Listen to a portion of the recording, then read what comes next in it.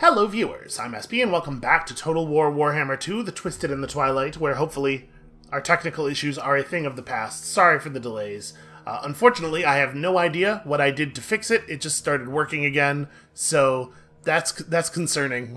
Whatever the problem is, it may still exist. I guess we'll find out later. For right now, everything seems to be running just fine, and we have important work to do, like getting revenge. We've done a lot of murdering so far this campaign, but most of that has been pre-venge, which is, morally, it's a little shaky. This time, somebody actually did something to us first, which totally justifies the absolute slaughter that we are about to perpetrate. So, Val's Anvil looks empty. It looks like they just burned it down, but that's just a Skaven thing. They build their buildings underground.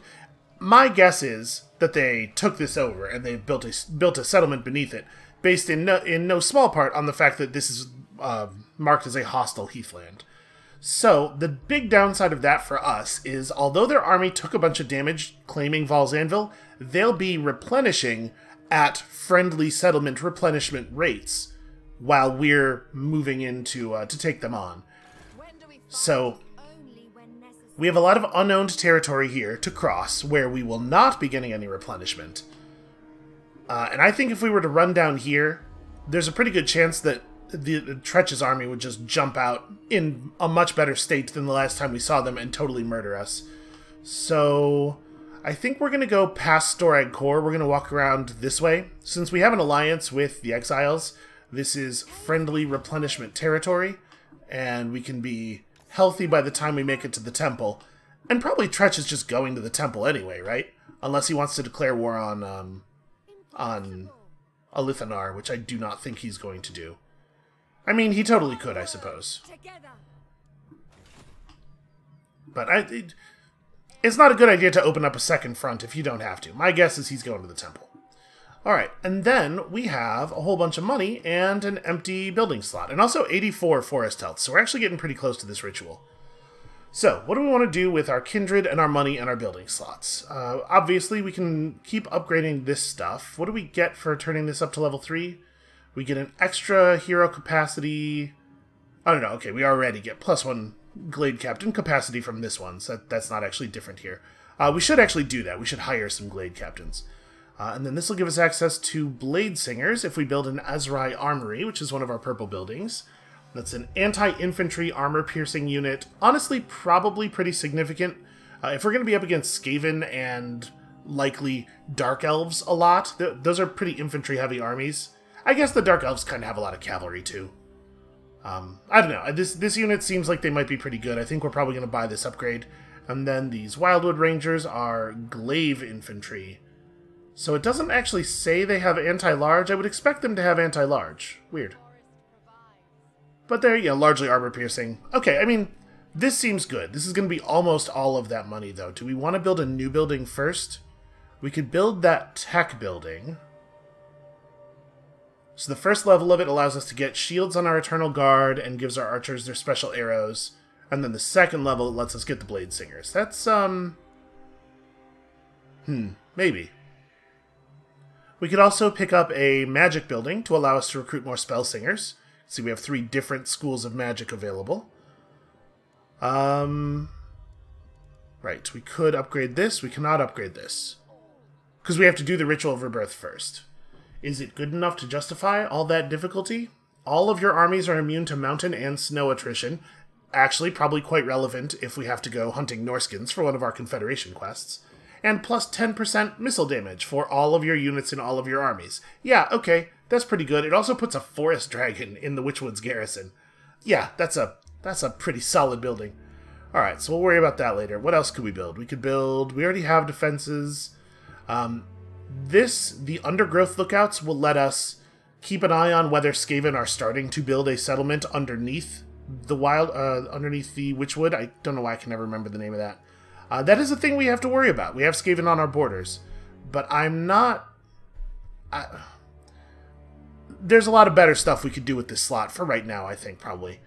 There's still one economic building that we're missing, and it generates a lot of money. 600, 7, 8, and eventually 1,000. You know, if we're trying to get to a place where we can have a second army, I think this is probably the play. And then that doesn't leave us with quite enough money to start this upgrade. We'll do it next turn. Okay, how are we doing with you? I will hear your plea, mortal. No, we cannot. Okay, swing and a miss. Listen, we'll get there eventually. Alright, I guess let's do it. What is our income right now? +2?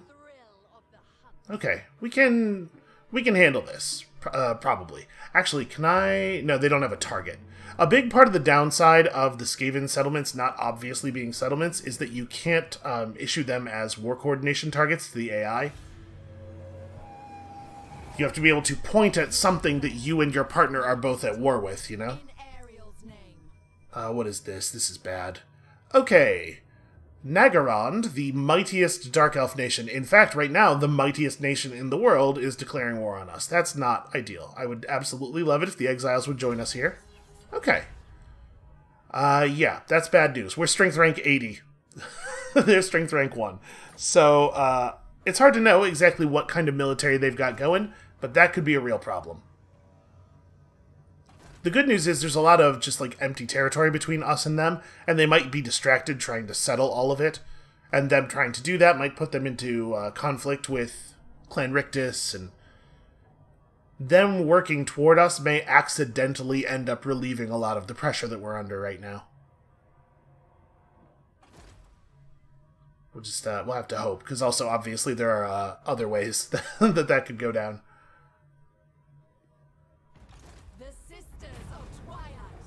The Vaults of Winter. Aranok lies under the eternal summer sun, scarcely knowing night. The guests to this mystical and radiant part of the forest have been feasting endlessly, fattening themselves for the coming sacrifice. Oh, okay, I guess that's a thing we're doing. Many whisper that this time is now, yet the guests could yet continue to feast themselves into a greater state of readiness. What action will you take? Let them continue gorging to increase income from all buildings by 10% for 10 turns, or just go ahead and burn them now. It is time they repaid our kindness with the ultimate generosity. Just in case you weren't clear that the Wood Elves are not the good guys in this story. We don't have a ton of income right now. I think that 2,500 is more money than we will get from this, even over its full duration. I'm gonna just burn them now. So we got lots of things we could do with that money. For example. And then we'd have to pay 2 kindred to finish upgrading the garrison. The upgrades on this require kindred too, though, right? I probably want to save? 2,900 gold for an extra 100 gold per turn. That'll pay itself off fairly quickly. Yeah, I might save the kindred. There's already 20 units in the garrison at the Witchwood. I'm not too worried about it falling in battle. Alright. Our wizard continues to level up very quickly. I'm not even sure why she's getting so much passive XP per turn, but I'm not going to argue with it. Okay, so you can see what I'm talking about. These Storm Vermin are already back to full health. Skaven have a lot of casualty replenishment rate boosts, so... Do we have enough movement to try and ambush here? Oh, yeah, we totally do. Okay, we are going to...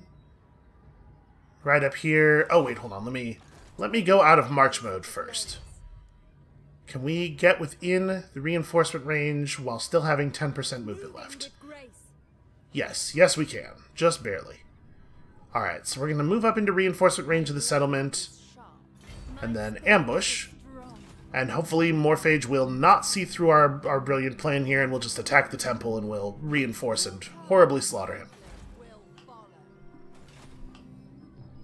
And how much was it to... Oh, I was going to recruit heroes, right. But how much was it to get a lord going again? Oof, yeah, okay. We're going to have to either wait until we have quite a bit more income, or until we've accumulated a pretty large pile of just standing gold. But let's get some of these heroes out here.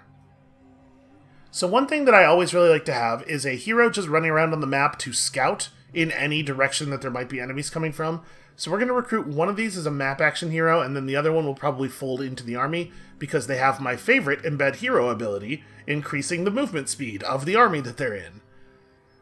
So these are they're all the same kind of unit, and I don't exactly know how this unit works. Unfortunately, you don't get to see their combat stats until they're in an army. But we can see here they have... okay, so they're a ranged unit for sure. They can fire while moving. They're probably just like a, you know, an on-foot, fast-running archer. Each one of them has a different trait, though. Poison attacks and ambush success chance for your army up. Very likely to put you in the army. This one gets bonus winds of magic for the army, and +8 attack for everyone in the army during forest battles. Interesting. You know, honestly, that's probably pretty good for us. We're going to spend a lot of our time in the forested regions of the world. And then you just have +15% range. That's fine, less exciting than the other two, I think.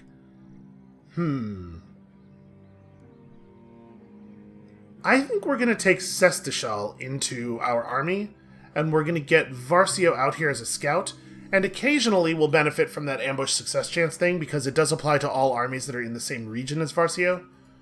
But I think there's actually a pretty good chance we're going to get the benefit out of this melee attack thing a lot.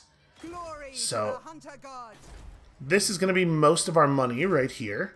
You can see we have access, in theory, access to a bunch of other types of heroes, but they're locked behind different buildings. We can only hire these guys because we upgraded our melee structure. Alright, new units come in with no movement range, so we can't move them just yet. Let's hope that they don't see through the ambush. I mean, we're in a pretty forested area, and we're good at ambushing, so I think we got good odds here. Okay, they did not see through it. Absolutely not. They didn't see through it. If they had, our army would have been removed from the ambush stance, but regardless of them not having seen through it, they chose not to come forward because they just want to do a little bit of raiding here. So they're stealing a little bit of money from us, and they're generating food. Food is a Skaven-only resource that we don't have to worry about, but it could be that they're just like very desperate for food, because that happens a lot during the early game.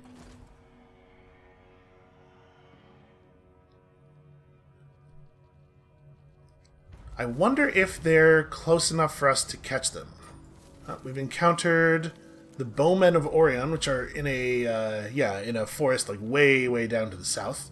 Some of the Aserai have wandered far from Athaloran, and an opportunity has arisen that might bring them back into the fold. Did we do a thing to unlock another Confederation quest? I guess we must have. The Fey folk do not take kindly to those of their own who turn their backs on Athaloran. To do so is not only to forsake their kin, but the very weave itself. Many Aserai know the tale of Orion, a glade prince who one day decided to assemble a band of the forest's best archers and woodsmen before setting sail to fight far from the Great Forest in the Elves' Southlands campaign. Though Orion himself has not been seen or heard of in many centuries, his band and their descendants are known to still reside far away on the desert continent as mercenaries for hire. Such an existence is frowned upon, and for some time there have been whispers throughout the glades demanding these skillful elven warriors return to fulfill their obligations to the forest. Such is the warriors' code, however, that the only way to bring them back under Athaloran's influence would be to defeat them in honorable battle. Okay, so ride down there and murder a bunch of wood elves. Okay, that's a thing we might do, you know, at some point. We're kind of busy right now. I appreciate y'all thinking of me, though. So, here's my concern. Do we have enough movement to catch these, to attack these guys? Sorry, when we attack these guys, they're going to retreat, right? Because we dramatically outnumber them. I don't want to attack them. I don't want to reveal our presence unless I know we're going to have enough movement to chase them down and engage them again after they retreat. And I think we might not here. So what we're going to do is creep a little bit closer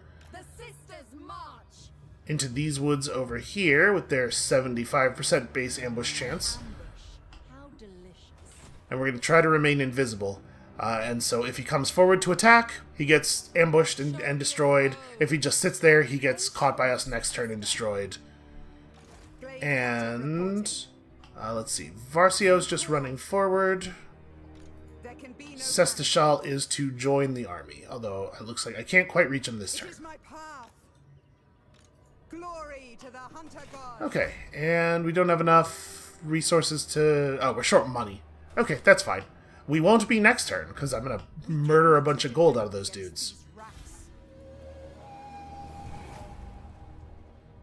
Our characters are telling us that they're very worried about all the rats, but I don't know that that's necessarily justified.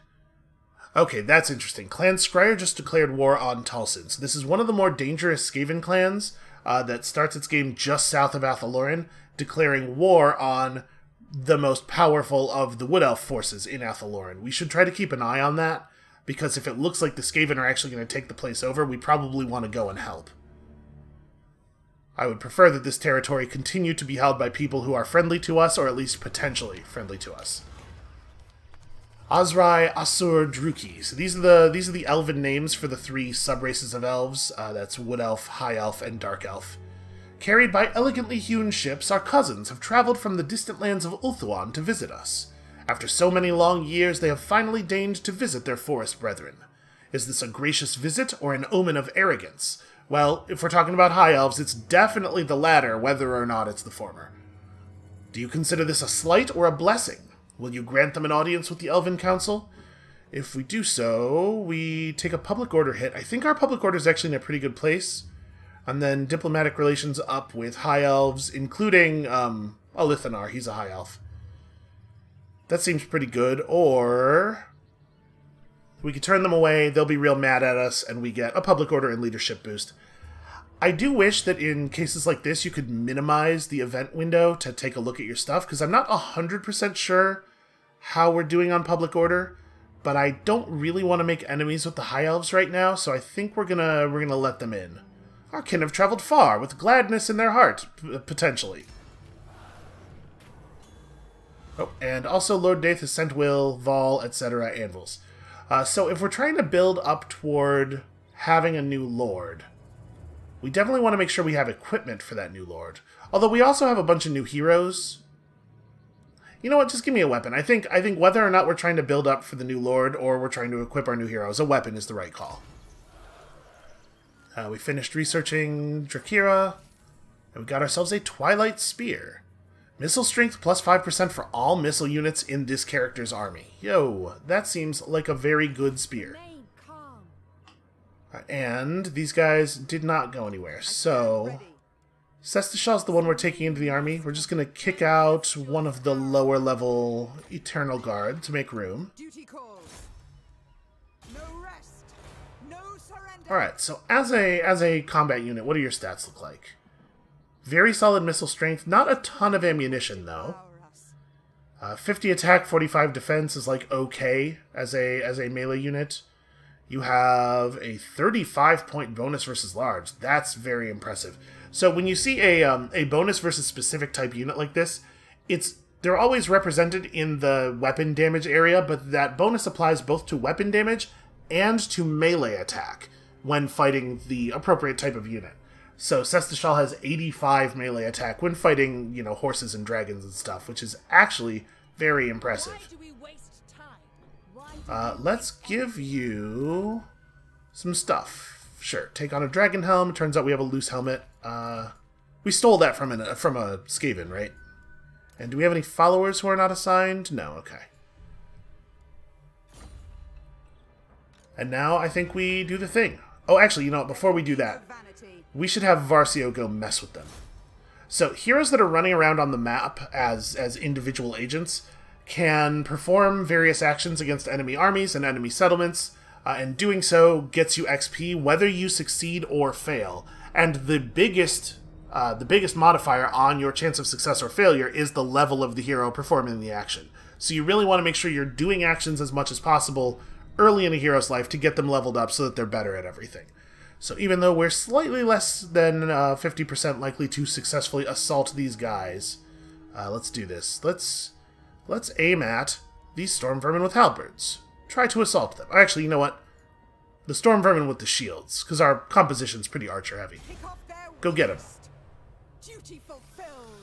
Okay, excellent. So I don't know exactly. Will it show us how much damage?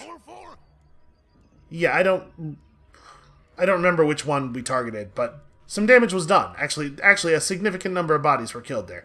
And now that we've scouted their army, we have a much better idea of what's in it. It's very unimpressive.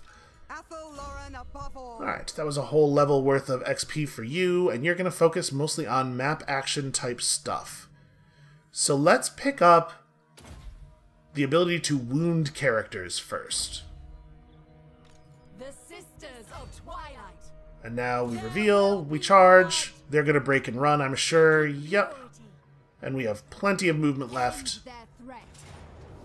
Yeah, we don't need to do this one manually. This is pretty straightforward. What is this banner? +5 armor-piercing weapon damage.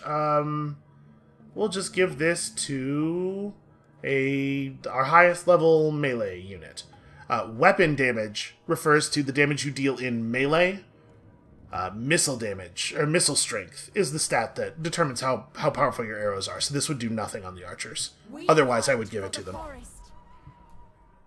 Alright, and we probably don't need to heal here.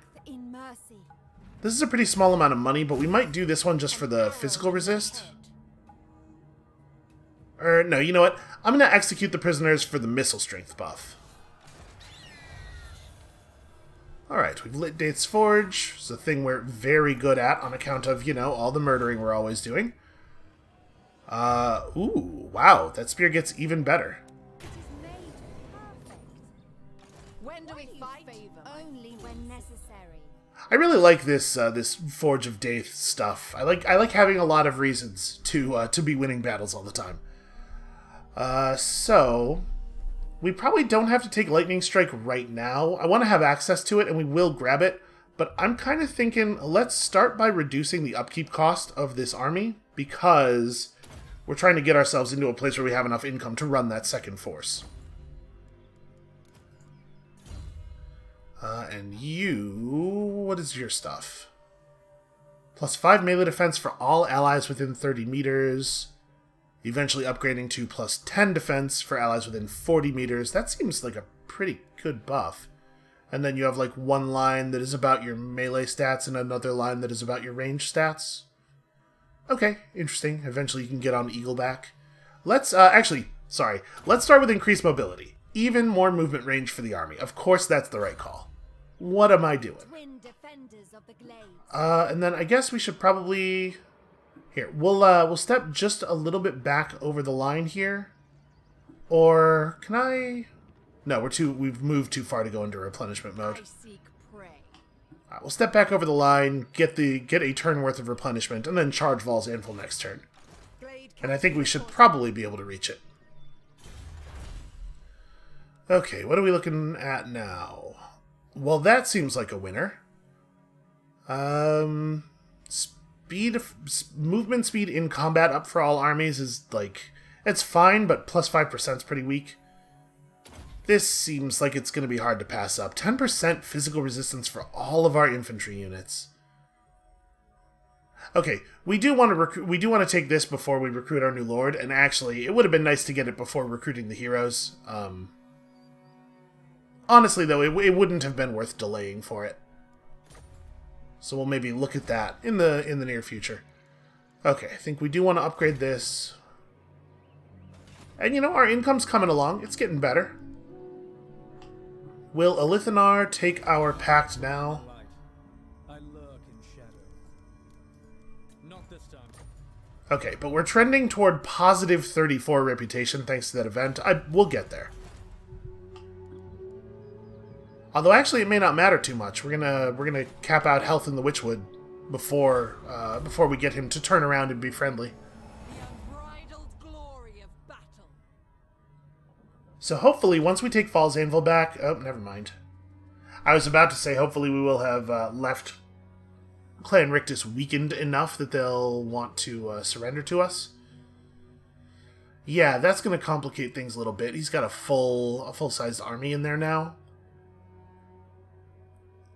Okay, one thing we can do is we can have our map action hero go and scout Val's Anvil, revealing that it is a Skaven settlement, and then we can ask, once it's revealed, we can ask the exiles to come and attack it with us. Let's do that. Go search these ruins.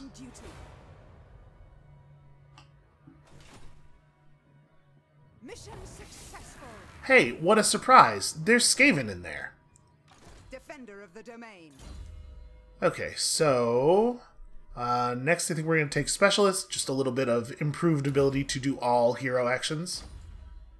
So what do we got? What are we looking at? Wow, this is a very shooty army. So these Rattling Guns, I'm pretty concerned about. I think Rattling Guns are pretty powerful. The Skaven Slave Slingers are just awful units. Most of their melee's pretty bad. They do have a Chieftain alongside their Legendary Lord. Do we want to lay an ambush, maybe? Maybe just, like, wait right here? See if they'll head toward the temple? What's the ambush chance about where I'm standing? 75% base? Yeah, let's try it. And then, like I said, we're going to ask for a little bit of help.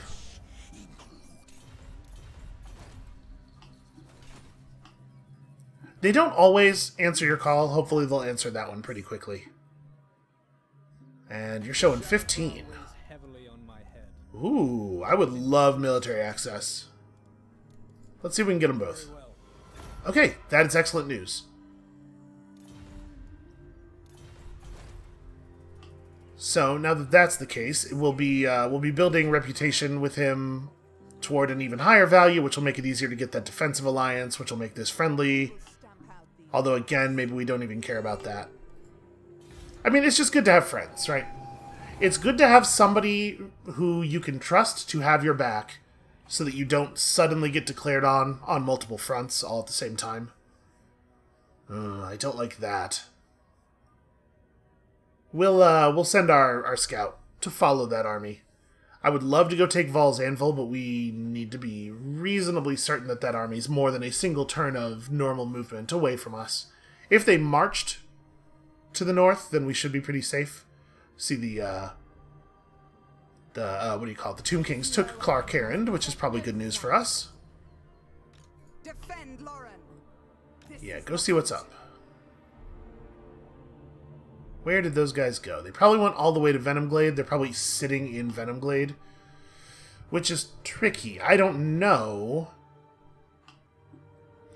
Because we can't see their army, we don't know if they went into march mode to make that movement work, and if this is a single turn's normal walk, then us retaking Val's Anvil means that my army is trapped inside the settlement and easy to wipe out.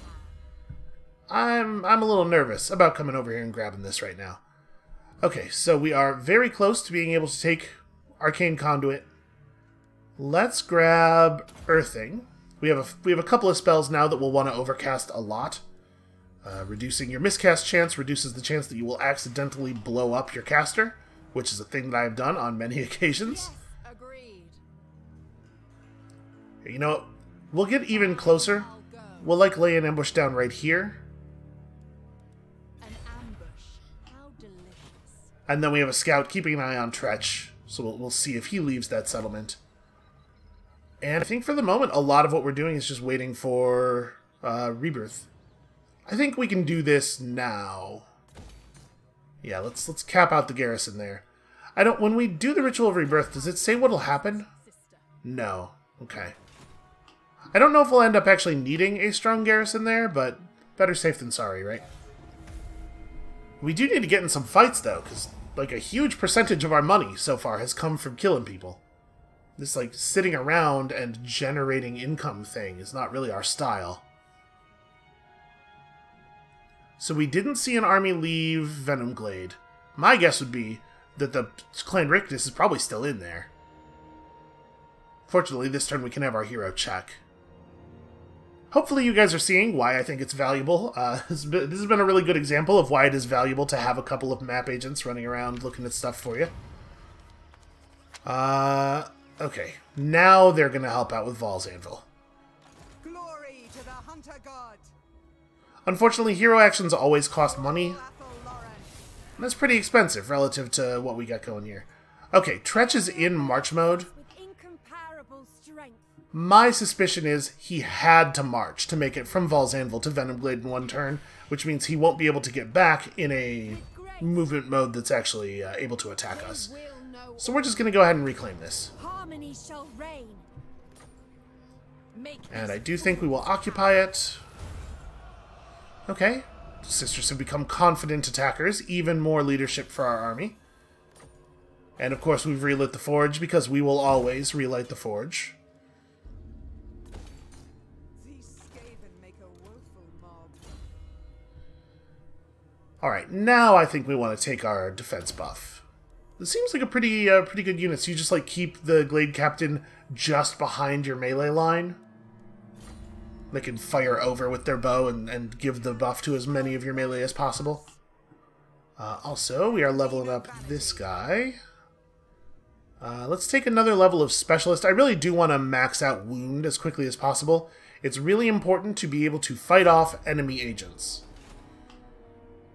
Because otherwise they'll train up some assassins and then they'll just kill all of your agents and you lose all your scouting information. And this thing. Yeah, go ahead and refine that. We don't need to push for the temporary one. So we are at 100. The Ritual of Rebirth is available. I mean, do we want to just press the button now, or do I want to... I kind of feel like, because I don't know what's going to happen, I kind of want to wait until the sisters can be back over here. Which, maybe we can do soon. Let's see if we can redirect their enthusiasm. Here, go fight those guys. If we can get the exiles on this, if they're all ready to march, then hopefully we can... hopefully that'll mean we can fall back a little bit. And, I mean, it's in the Exile's best interest to take Venom Glade back anyway, because it's a part of the province they're building. Granted, the AI is not usually smart enough to think in that way, but we can hope. You know, a lot of Tomb Kings probably have pretty reasonably preserved brains. I mean, they're going to be in canopic jars somewhere and not in the head, but still, it's more than you can say for some of your allies. Nagarond has performed the sacrifice to Mathlan and summoned a Black Ark. So that's not great news for us. That's the Dark Elf faction that is super powerful and at war with us. A Black Ark is like a floating city. Yeah, it's just gonna float over here and bombard our units from the coast, and that's potentially very bad. And a forest encounter. Oh, a threat to the world roots. Well, we might want to go and cut this one off before it can generate to full strength. Twins have become builders. And Varcio found a hawk companion somewhere. Wow, reinforcement range plus 20% seems pretty good. That's on the wrong Glade Lord. Let's pass that over here.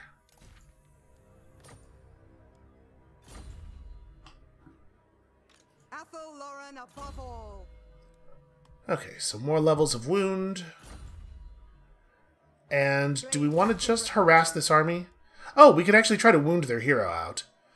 Unfortunately, it's not super likely to work. It is more likely to work than the assault, though. Yeah, let's see if we can take out this chieftain. A blade in their back. Okay. A failed attack is still worth experience. I think it's worth half of the XP that you get from a successful one. Bring me battle.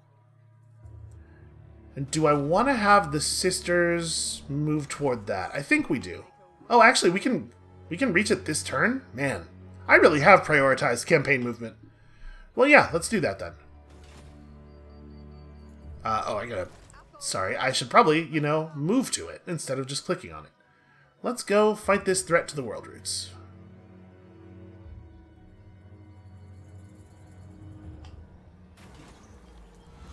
Morathi has long had a rivalry with Ariel. The Hag Sorceress has sent an agent to stymie the growth of the world roots here and seeks to bargain. If you share with her some secrets of the forest magic, she will cease her interference and even offer you a glimpse of her own power.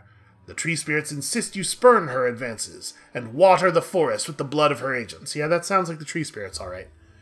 So Morathi is one of the legendary dark elves, and I don't know a ton about elf lore, but Morathi's bad. I know that part.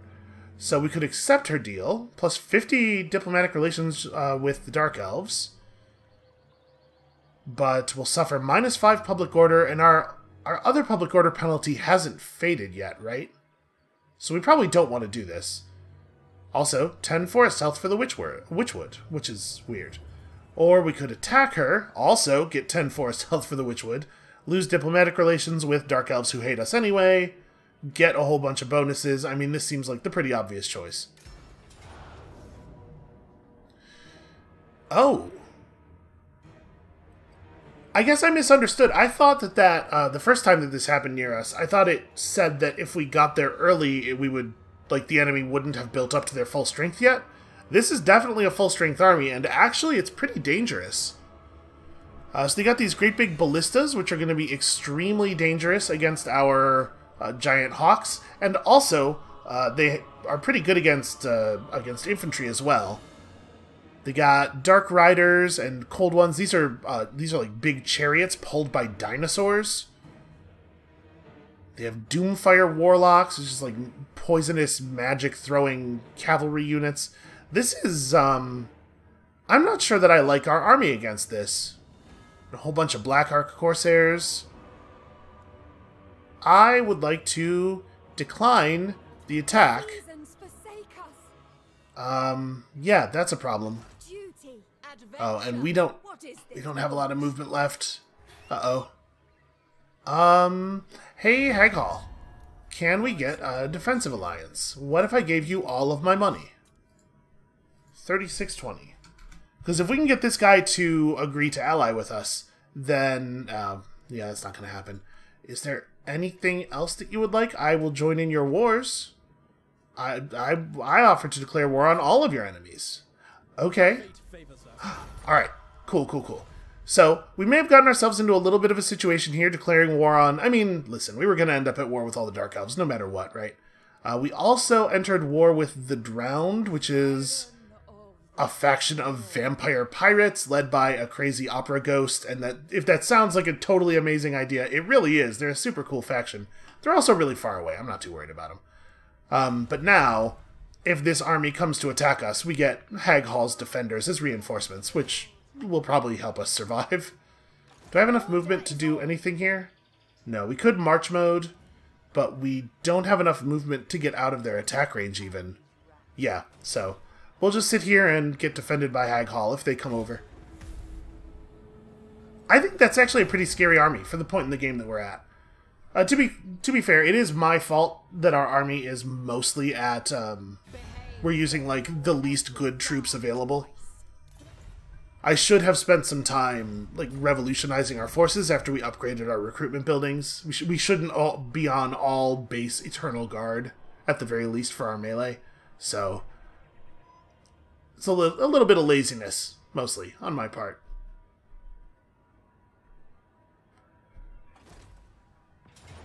Okay, they do want to do this, and for some reason my allies are not showing up. We do have a defensive alliance, right? Oh, shoot. They'll only show up as allies if they're also at war with the enemy force in question. Okay, so this might be really bad. Regrettable necessity. I guess we have to manual it, because the balance of power bar suggests that if we were to auto-resolve this, we would get slaughtered.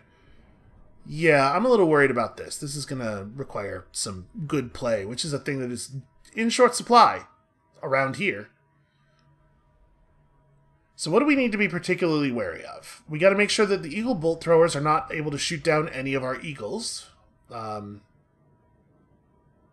going to be tricky. They have a lot better melee than we do, but we do have a huge range advantage. We have way more archers, and our archers are better than anything they have at range. Let's see if we can do better than 9. If we lose this battle, it won't be the end of the campaign or anything. Like, we'll probably have time to just start rebuilding. But we will lose a pretty leveled up wizard, and I would very much like to not have that happen. So we don't exactly see where they're setting up. We could set up over here in the trees, or even behind the trees. Because they're attacking, they have to come to us. Right, like we could set up around here. So we're stealthy, they can't easily shoot us with their ballistas. And even if they do get vision of us and start shooting at us, we have some tree cover. The game actually does model each individual ranged projectile, and a projectile that like hits a tree or something doesn't deal damage to units. So tree cover does work the way you would like it to work. And then we bring in the melee to stand over here. We mostly just like hide in this forest. Glade Captain sits nearby to give the buff. And then we have our flying units who cannot hide in a position that draws the enemy forward, right? The Wild Riders also can't hide, right? Oh, no, they totally can. For some reason I was thinking large units couldn't. Alright, well then I'll have them right here, and we'll put all of our flying units who are not very stealthy right there, out of possible range of the ballistas. We want them to feel like they have to come forward to attack, and then they'll, wander into our brilliant trap here. Is this a real plan? I have no idea. Is it working? Not really. It's something up here that just disappeared into the trees, but I did see it. I mean, they do have to come to us. They lose if the battle goes to time. Kind of seems like they're... you know what? The timer's gone, though. There is no timer on this battle?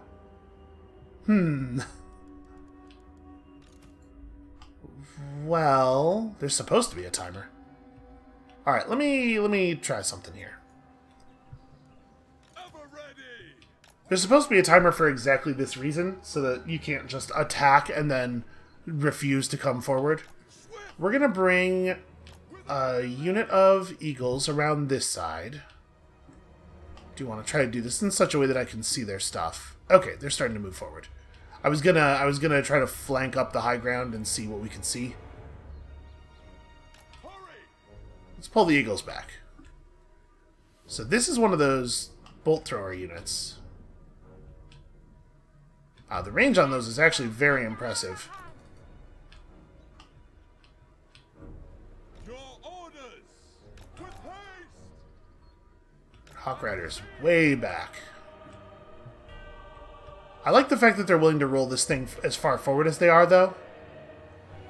I think that's gonna be real good news for us. Oh, hey, the Hawk Riders actually do become hidden. I thought flying units couldn't be.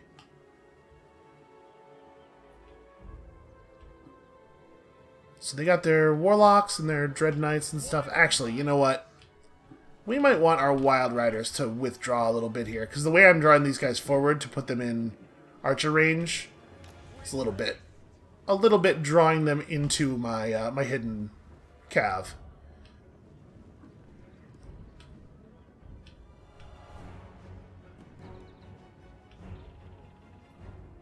Okay, you know what? I think we're just going to let them shoot as fast as they can shoot. As soon as they can shoot. And it looks like we are joining battle. So, let's... I'm going to change up the Stag Knight plan. We're going to bring the Stag Knights around the back here. Let's get the Hawks over here as well. A lot of their units are not in particularly good position to do anything at all. I'm actually going to send the Eagle way out here. I'm going to see if that'll draw the attention of their bolt throwers at all. The lone Eagle. And then our Lord will just report over here to where the actual fighting's about to start. And we have enemies nearby, and we know that, although some of them are lost in the trees already. Do we want to just, like, blind Flock of Doom over here and hope for the best? I think I'm going to do that. Even overcasted, Flock of Doom is really not that expensive. And you don't have any abilities or anything. We don't need to micromanage you. We do have some Dark Riders here. Let's maybe just turn one unit of Eternal Guard to try to catch their charge. Alright, let's see how this goes.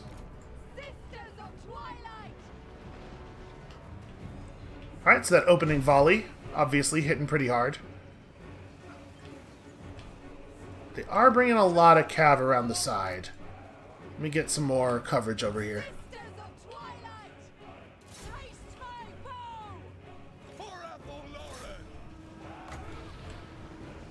And actually, let's volley of Kurnus their ranged cav. Alright, so they're going to push into us, and then we're going to push into them, and we come out way ahead on this. Our cavalry is way better at this job than they are. We got spells coming down, though. Hold on. Stuff is... Doomfire Warlocks, man. I'm not watching my sides enough. The Doomfire Warlocks are so fast. They are absurdly fast cavalry. I needed to spread these forces out a little bit faster. Alright, so I'm going to try to have... These guys are just going to break, almost certainly. But let's try to have them retreat back to here. You should definitely switch into melee mode and run forward on these Dread Knights, because you are very powerful anti-large. And we can... let's overcast this great big curse of have no melee attack.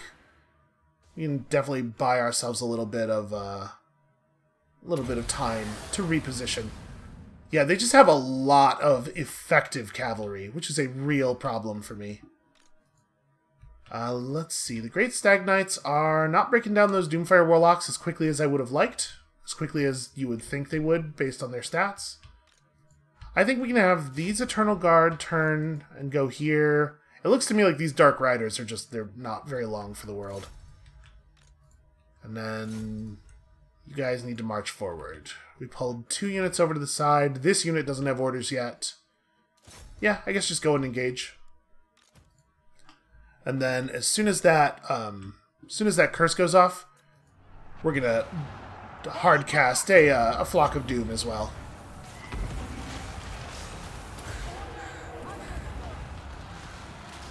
Alright, let's get some damage going there.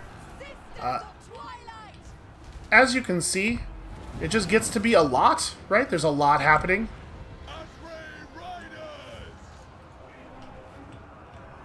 Let's switch you to anti-melee mode, and... never mind. Keep you anti-large, shoot right here. Sestashal is killing those units pretty quickly, but the archers are still too close.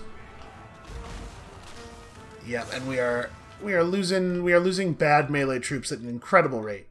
This is why you don't leave yourself on a very small number, or on a large number of very, very bad units, because, like, who would have thought it's a good idea to have strong units?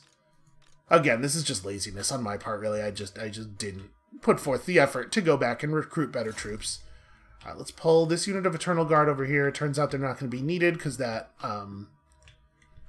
unit of Doomfire Warlocks did get routed. And this is where I'm most worried. We have a lot of these Black Ark Corsairs who are much better infantry fighters than our Eternal Guard. The Eternal Guard have a little bit more melee defense. They're you know, better at standing and surviving, but standing and surviving is not going to be enough. Okay, so you guys need to focus up on the enemy ranged as much as possible. Just try to reduce the number of arrows that are coming in at us. These guys chased and are broken. They actually don't care about the eagle at all, which is a shame, but that's fine. We'll just use it to do this. And do I want to have this... I'm going to have this unit of Eternal Guard break off this chase. They're just going to get shot in the back a lot as they approach, but we need to disable these things. Should we pull our hero over there too? Try to drop the other bolt thrower? No, it's probably more important that we destroy the enemies around here first. Where's my... Here we go. 34 seconds left on that ability. We could crow again. I'm going to crow again. Just more damage. More crows. Always more crows. Alright, get those guys and get them quickly. Those cold ones are almost down. Ooh. Nope. Turn around. Turn around. That's weird. It definitely selected the Wild Riders, like they said Wild Riders, but it didn't... I had to click on them again before I could issue orders. Yeah, you can see large flying units are just super vulnerable to ranged fire. They're so easy to hit. So we have to be really careful bringing them in like that. Okay, who has just recovered? It's a unit of... Boy, I wish there was a way to quickly dismiss the indicator. Alright, we have done some damage here. We are pushing them back a little bit. The eagle is in there. You can see it's actually taking a fair amount of damage just fighting a siege team, because eagles are bad. See, because giant eagles are just real bad units. Let's switch you over. The cold ones have been broken. They're running. So let's switch you over to anti-infantry, and let's try to put down some of these archers. We need our flying units to be able to be a greater presence. Alright, there's still a unit of Doomfire Warlocks all up in our business. Let's maybe stop that from being true. And we can bomb one more great big Curse of Onrare on all of their melee units. You know what? You guys should turn around. You guys should go this way. I ran away because of cowardice, but I should be running inward and being a threat.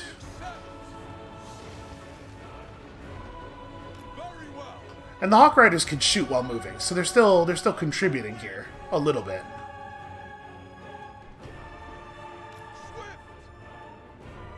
This is going a little better than I thought it was going to go, but it's, you know, it's not great, obviously.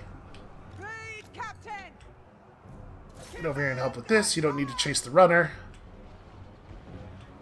Okay, you can see we're having this this cascade effect on them a little bit. You guys gotta fall back. Where they're losing leadership, and it's causing other units nearby to lose leadership. Let's have our hero turn around and fire directly into the flanks on these guys, and in fact, I'm going to have a couple of units do that. We got to break this up. We got to get our melee back under control. So these Doomfire Warlocks, yeah, you can just keep chasing them. Actually, keep chasing the Dread Knights. Our Glade Captain definitely needs to get over here and participate in this combat. They still have their Lord at full health, and their Lord's just a wizard. So if we were to run our Glade Captain over, I bet we would win this fight. Maybe that's what the Glade Captain should be doing. Okay, we have another unit of spears here. They can push into the side of this unit that has moved too far forward. Spellsinger has enough mana for one more Great Big Crow Storm. The crows don't do a ton of damage, but over the course of a full battle, it really adds up. You guys should shoot at these shades. I'm a little worried we're going to lose our Great Stag Knights, and that would be real bad, because they're not just because they're a super powerful unit, but because they're a unit we can't replace right now. We don't have the tech to get more of these. Alright, you guys run way off over there. I wish we had more abilities. We just don't really have all that many useful buttons to push.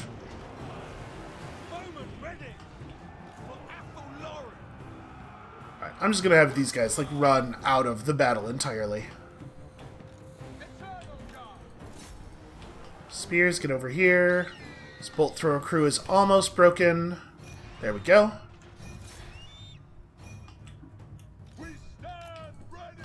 Hawk Riders we can summon more of, but let's have them attack over here on the flanks anyway. Okay, looks like we did break a bunch of their melee all at once. That's very good news. You know what, actually, spears forward into these guys. Glade Captain doing a good job of harassing their sorceress. You can see she's already like, oh, wait a second, I didn't want to be this close to the battle. Alright, I do believe we've done it. I think it's over. But it's going to turn out to have been pretty costly. I mean, I don't feel too bad about it. We did need to bring down the threat.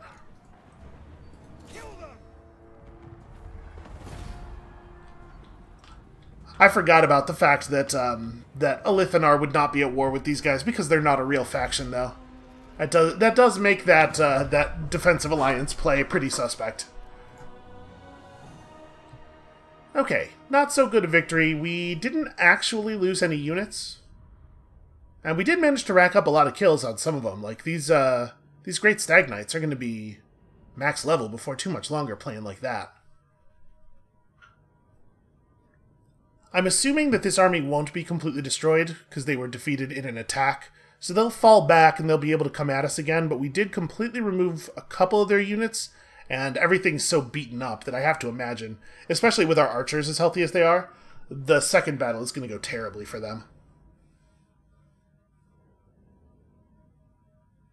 Because we'll get to repeat that phase where they have to just walk into our superior wall of arrows. And honestly, the way their army looks right now, they might break before they can even get into melee with us. So now we know that when you go to counter one of those threats, they are already at full health from turn 1 from the very first moment. I think let's take the replenishment here. One thing that is really good about having made Hag Hall a proper ally is that we just got full replenishment for the turn that we ended in this in this territory, which we wouldn't have otherwise. And you know what? That alone may actually have been worth the effort we put in. Alright, we got our Lord of Blades. A little weird that the Lord of Blades is the one that gives you all this physical defense. And then forward we can get fire resistance for our elves and weapon strength up for just forest dragons. That seems pretty specific. Or leadership up. Income from post-battle loot is definitely exciting, but you know what? Let's grab this. Let's grab this Lord Recruit rank bonus as we're heading toward recruiting a new Lord. Also, yeah, perfect my Van Braces. Plus 30% ambush defense chance on own army. Seems pretty good. Itching for fresh battle. Alright, we're definitely going to just push through the rest of Quartermaster here. Our income is getting solid-ish. Alright, Arcane Conduit just puts a bunch more magic into the pool every 90 seconds. Be very good for those long battles. You get a lot more spells out. And we can upgrade this the rest of the way right now. I think let's just go ahead and do that. I don't know exactly how much of an effect that had on the battle we just did, but I bet it was pretty significant. You know what, let's just go get him now. I think we can take him. Yes, we can extremely take them. This time we don't need the replenishment so much. Let's just take the money. Alright. We destroyed that faction. The Witchwood gained a bunch of health that it didn't need to gain because it was already fine. But we do get a bunch of XP. Hard to be mad about that. So now that we've got Arcane Conduit, I think with every new caster, the first thing you should do is beeline Arcane Conduit. Now that we have that, we can come back and maybe get some other stuff. What spell do we want to pick up next? Do we want Transformation of Kadan? I mean, I'm not wild about Great Eagles, but on the other hand, just having more units than the opponent obviously is pretty valuable. Man, I really wish this was something better than a Great Eagle, though. Yeah, let's learn it. We probably won't use it in all battles, but it'll be good to know. Alright, so, do we want to focus on you as a melee combatant or as a ranged combatant? Probably ranged, right? Or no, sorry. We leveled up enough to be able to take another point of this. We do that. So what do we want to do now? Tretch is still sitting right here, so he's not immediately a threat to Val's Anvil. I sort of want to just go back to the Witchwood and then hit the button. Let's go ahead and hit the button and see what happens. This magical forest requires 100 health. Once initiated, enemies will attack the region. Defend it until the ritual is complete. For additional rewards, unlocks the construction of your cool temple. Yeah, okay, I mean, that's not a huge surprise. I kind of figured that this is what it was going to be. Do we want to... You know what? Let's go into the region and start recruiting those better units like I was talking about, and then we'll do this. So, what do we have access to, and how expensive is it? Oh, and also... Okay, we do have the ability to recruit Regiments of Renown. This happens when your Legendary Lord reaches certain level thresholds. You can see at level 13 we'll have the ability to summon these ones. Basically, they're just extra powerful versions of normal units. Like, these guys are an Eternal Guard unit with a shield, and they come in at experience level 9, and they also have some other ability. If we compare here, they just have better stats, and they're also unbreakable. Okay. Immune to leadership loss, they will never rout. They are truly eternal. We should probably, here, let's fold a couple of these units together. We'll, like, combine these three into 2 units that have more total guys. Bring you in. And then we probably want to grab these fancy dryads too, right? What is the deal with you? Ah, you have Frostbite on your attacks, and also Frenzy. And also 25% physical resist on top of 60 armor. So yeah, that's interesting. 44 melee attack. Yeah, definitely want those. Let's, again, here, let's just jam these units together. Make room for that. And then the question is, how many more advanced units do we want to pull in? We have a lot of archers right now. We could probably stand to... You could probably stand to decrease the number of archers, or at least like replace them with better archers. I don't know if Hawk Riders are actually better. They're certainly faster. But like we could replace some of these Eternal Guard with just better infantry. So like what is the deal with a Wildwood Ranger exactly? When they are in a forest, they get bonus versus large and charge defense. Okay. So they are an anti-large unit, just only under certain circumstances. 56 attack, 37 defense, 15% physical resist on 50 armor. That's fairly tough. Yeah, let's drop you from the army. Like, do I want to kick all of my basic Eternal Guard? Let's boot out 3 of them, since we can only recruit 3 units at a time here anyway. And just straight replace them with Wildwood Rangers, maybe? You could bring in Azrai Spear War Dancers. Or normal War Dancers. The ones with the spears have 50 melee defense. And what are these abilities? Plus 44% missile resistance. Interesting. We have no idea what kind of threats we're going to be facing, unfortunately. It's a little hard to tech against them. You have some kind of anti-infantry bonus, plus 8. So 56 melee attack against infantry. It was pretty significant. You have the ability to go into a defensive mode. Immune to fear. How I enjoyed that. We need some units who can just like stand and take hits. So I think we might pull in a couple of these Azrai Spear units. Or the Wildwood Rangers have way more total health. Yeah, you know what? I'm just going to grab 3 units of that. We have some replenishment going. Harmony has prevailed. Defender of the domain. And you need to do something. Let's just try to knock this guy out again. He's on his guard because we just attempted to get him. So maybe... Boy, all of a sudden, it's harder to get attacks off on all of their stuff. Maybe I want to take action against the settlement instead. Yeah, there we go. That's got a much higher chance of working. So I guess just damage their... Yeah, the thing that's giving them their garrison. Disruption and destruction.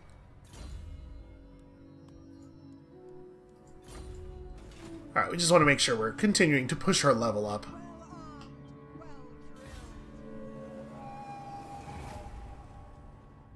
Alright, so I don't think we're actually going to start this Ritual of Rebirth this episode, because I noticed we've just passed the hour, but this puts us in a good position to get something very significant done right away next episode. I'm actually really curious to see exactly what it is that's going to attack us. Who could possibly want to stop such a beautiful Ritual of Rebirth? I bet it's going to be like a whole lot of Skaven and Beastmen. There is, of course, a little bit of a danger here because of the fact that we're at war with so many people to our north. It could be the case that like a bunch of Dark Elves and Skaven will show up on our borders as soon as we start this. I mean, that's definitely dangerous. Maybe we should start recruiting that second army right now so that we have a partial force available to like move up and defend the temple or something. That might be a good idea. In the current age, the Wood Elves and their Tree Spirit allies have been known to offer their assistance to the lesser races who dwell outside the boundaries of Athaloran for the good of the Weave. Some Bretonnians came to look upon your kind as allies, even bestowing honorary knighthoods unto your commanders for coming to their aid in battle. The dwarves, however, have been somewhat more stubborn in forgetting the times long past when Wood Elf hosts defeated them in battle, even though such events ostensibly occurred due to their own greed and crude ignorance. Something tells me you'd have a hard time getting a dwarf to agree that that's what happened. Despite your kin's efforts to right those perceived wrongs, the dwarfs have never once considered striking an entry against the Fey folk from the Book of Grudges in thanks. They do take that book pretty seriously. The great tree man Elder Durthu has grown weary of their discourtesy, and could become a valuable ally should you decide to punish them. Okay, Durthu is an incredibly powerful unit. I would very much like to confederate Arguelon. Maybe this will be the first confederation thing that we go for. And also... Oh, Talsin, also the other important Wood Elf faction. Ariel and Isha have long been one and the same, their desires merged into a single whole. Orion's personality, however, is a melding not only of Kurnus, but also of the last elf whose flesh was chosen to bear Kurnus' spirit. The one selected by the Wild Riders on the eve of the last vernal equinox was a particularly combative individual, whose love for warmongering in the forest's defense was said to exceed that of any of his peers, except, of course, for me. With that in mind, it will take little more than some displays of martial prowess to garner the approval of the current manifestation of the King in the Woods, who could become a most valuable ally. So just go crazy, rampage and burn stuff down. That we can absolutely do. I would love to confederate both Talsin and Arguelon. We'd be very powerful if we did that. Alright, I think this is where we're going to call it for today. Thank you all so much for watching. When you come back next time, tomorrow, hopefully a little earlier in the day, we're going to start our first Ritual of Rebirth and see what horrors shamble out of the forest to stop us. And we'll see you then.